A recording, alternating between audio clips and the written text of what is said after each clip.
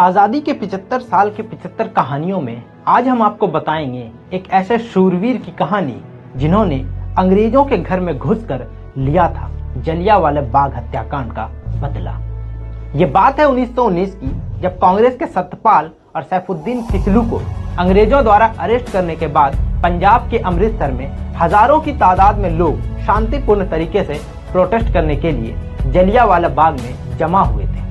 लेकिन general Dyer के आदेश पर उन तमाम लोगों को मार दिया गया था। इस घटना को जलियांवाला बाग हत्याकांड का नाम दिया गया, जिसके गवाह सरदार उधम सिंह थे। इस घटना को देखने के बाद सरदार उधम सिंह आज़ादी की लड़ाई में कूद पड़े और जनरल डायर को जान से मारने की कसम खाई और फिर चंदा इकट्ठा किया और देश से बाहर लंदन चले गए। लेकिन लंदन पहुंचने से पहले ही ब्रेन हेमरेज के चलते जनरल डायर की मौत हो चुकी थी, इसलिए उन्होंने फिर माइकल और डायर को मारने का फैसला किया। और फिर तारीख आई 13 मार्च 1940, जब रॉयल सेंट्रल एशियन सोसाइटी की लंदन के एक हॉल में स्पीच के दौरान सरदार उधम सिंह ने माइकल और डायर को 2 गोलियां मारी, जिससे उसकी मौके पर ही मौत हो गई। तो इस तरह सरदार उधम सिंह ने जलियांवाले हत्याकांड के गुनहगारों को उसकी सजा दी और हमेशा के लिए अपने नाम सुनहरे अक्षरों में